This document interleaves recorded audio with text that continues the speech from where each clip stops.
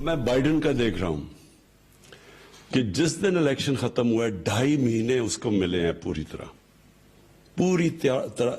تیاری کرنے کی، اپنی ٹیم سلیکٹ کرنے کی.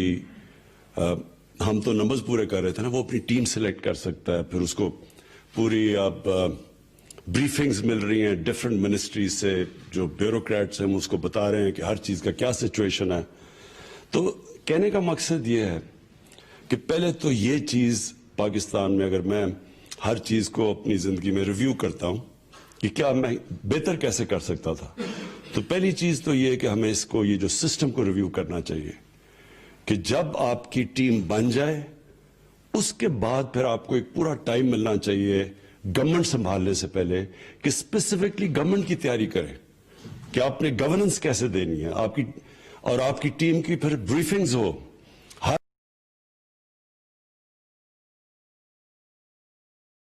ہر محکمے کی، مثلا ریلوے منسٹر ہے تو اس کو پوری بریفنگ ہو کہ ریلوے کے اندر ایکچولی کیا سچویشن ہے. پھر اکانومی کے اوپر اسپیشلی پوری بریفنگ ہو کہ کس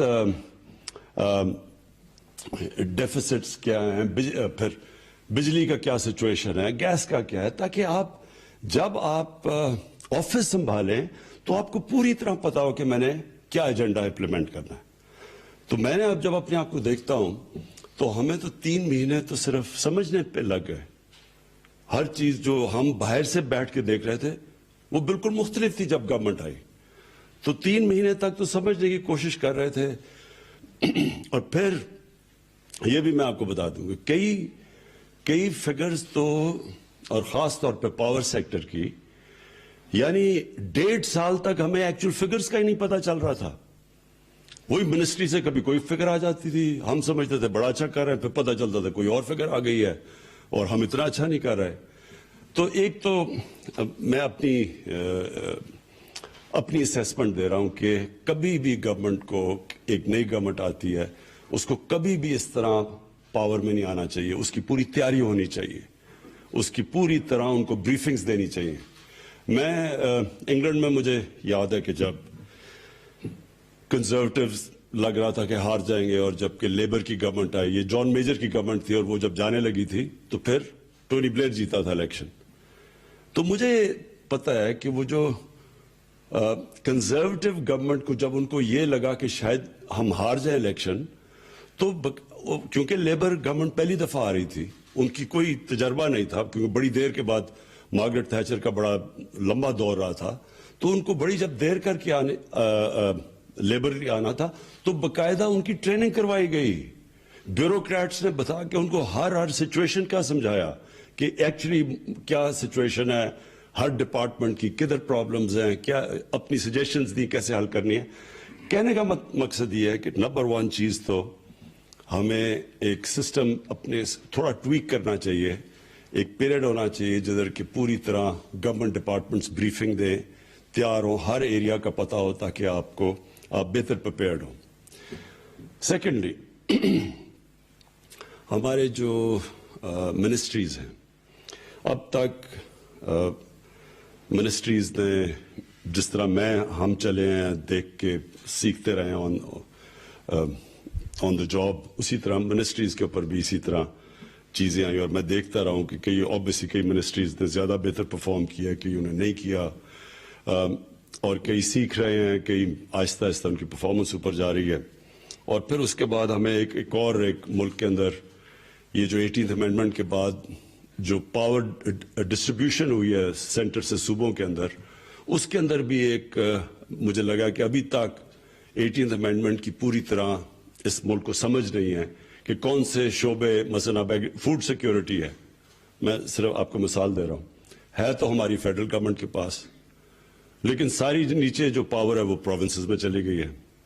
اب اگر ایک پروونس نہیں سینٹر کے ساتھ چلتا اور اپنی اور علیحدہ پالیسی بناتا ہے اور پرائز ڈفرینشل آ جاتا ہے ایک پروونس میں اور دوسرے پروونس میں، تو وہ ساری قیمتیں ڈسٹارٹ ہو جاتی ہیں. اور ذمہ داری سینٹر کی ہے. گندم کی قیمت، اگر آٹا مہنگا ہوا تو سب برا بھلا تو سینٹر کو کہہ رہے ہیں.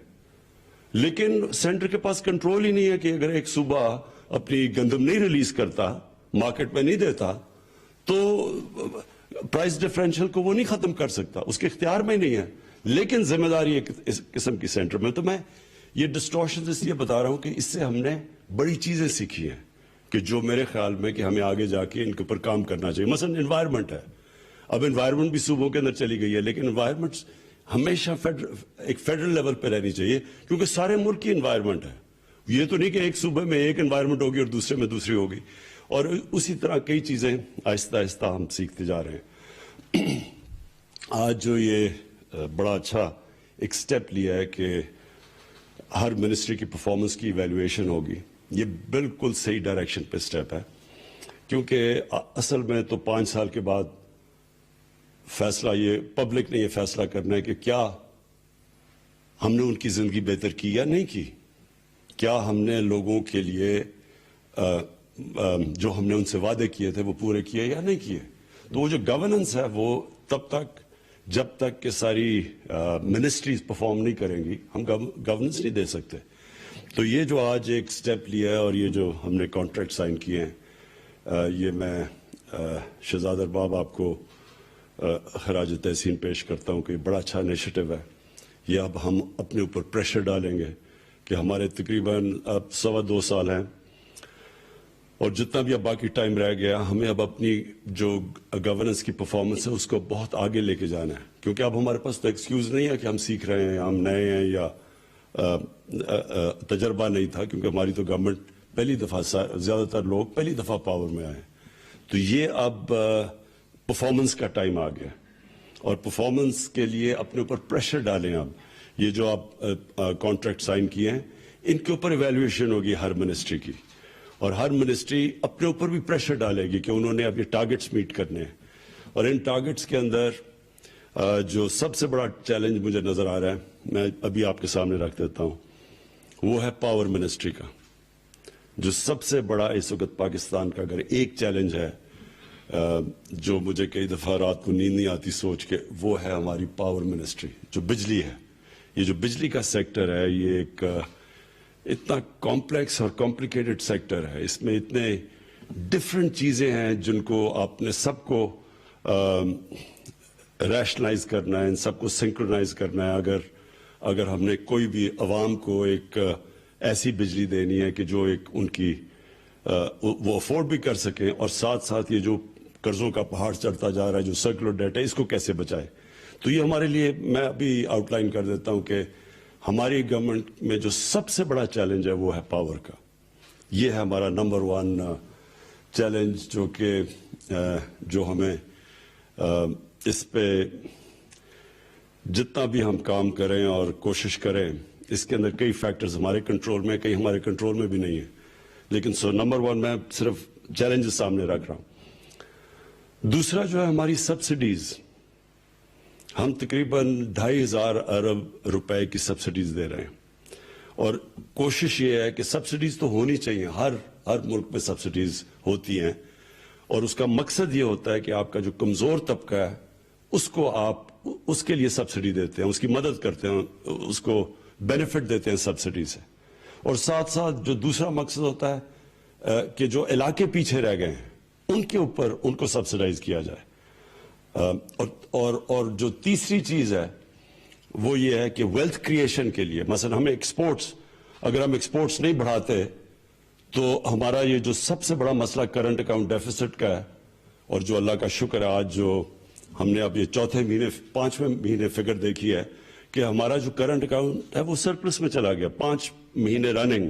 یہ بھی ایک بہت بڑی, میرے خیال میں ہماری کئی پرفارمنسز سے مجھے بڑا فخر ہے, یہ ایک بہت بڑا فخر ہے, کیونکہ یہ اگر ہمارا کرنٹ اکاؤنٹ ڈیفیسٹ میں رہتا ہے تو روپے پہ پریشر پڑتا ہے, اور روپے اگر گرتا ہے تو اس کا سب سے بڑا مسئلہ ہے مہنگائی, اور مہنگائی جو ہے وہ ہمیں, وہ بھی ایک چیلنج ہے, لوگوں کے اوپر بوجھ نہیں ڈالنا. تو ایک تو یہ بہت بڑی ہماری اچیومنٹ ہے. لیکن جو سبسڈیز ہیں, سبسڈیز کو ویلتھ کریشن کے لیے استعمال کریں ہم, جو ایکسپورٹس بڑھانے میں, کوئی انڈسٹریز کو, تاکہ لوگوں کو روزگار ملے اور اکانومی چلنی شروع, وہاں تک ٹھیک ہے. لیکن کئی سبسڈیز ہیں کہ غریب آدمی کو بھی وہ سبسڈی مل رہی ہے اور عمران خان کو بھی وہ مل رہی ہے اور انڈسٹریلسٹ کو بھی وہ مل رہی ہے اور پیسے والے لوگوں کو بھی. تو وہ جو ہے سیکنڈ چیز جو ہماری ہے کہ ہم نے ان سبسڈیز کو ٹارگٹ کرنا ہے, فوکس کرنا ہے صرف ان 3 طبقوں کے اوپر. اور پھر جو ہمارا تیسرا